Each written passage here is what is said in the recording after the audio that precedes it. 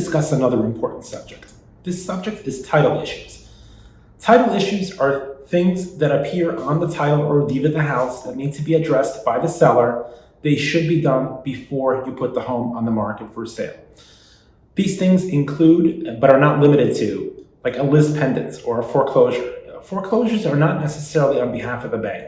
You could have a tax sale foreclosure. In other words, you haven't paid your property taxes in a certain period of time. The county or the town took it and sold it to a private individual or an entity. They bought it, they're collecting interest, and it needs to be settled.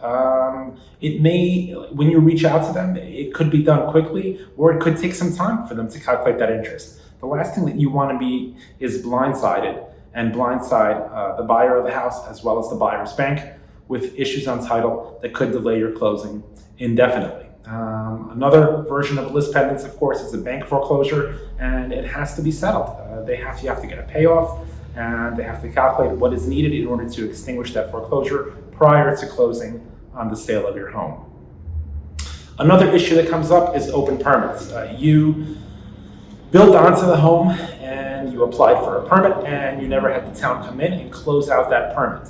Usually it requires a plumbing certificate, an electrical certificate, an engineer walkthrough, and so on. So if you opened it up and you didn't close it, reach out to the town, contact an expediter, have them come in and do the walkthrough and close out your permit. Liens, judgments are another issue that could come up. If you have them and they exist, call up whoever you may owe this money to, negotiate, settle it, and have it prepared to be paid off at the closing.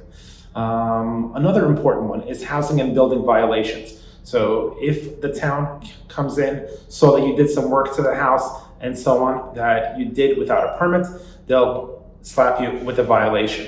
It needs to be addressed. And as much as you think it could be done quickly, the last one that I had in the town of Hampton Bays took over a year in order to cure. There were actually some windows that they put in that they did without reaching out to the town. They weren't the right size for the town. They required a variance.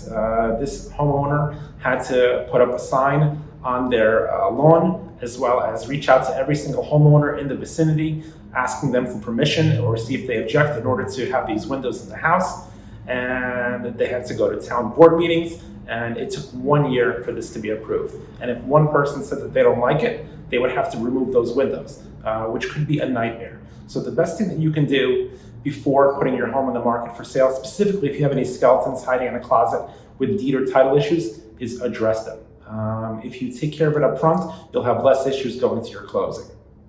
In the same respect, another big issue is individuals on title. So if you had someone co-sign on the mortgage loan with you and they're not alive, or if they're unwilling to sign off of the deed, you're going to have a very difficult time transferring that title, making it almost impossible. So if you know that there's someone else on the title of the house, definitely reach out to them, address it, tell them what you're doing, work out a deal, do whatever you have to do in order to get them to sign off. And if for some reason they're deceased, you're going to have to track down to see if there's any survivors, or the title company's going to have to track down to see if there are any survivors, and they're going to have to be able to sign off. And unfortunately, it may cost you in order for them to do that. But it's best to take care of it before you're under the gun when you're approaching a closing date.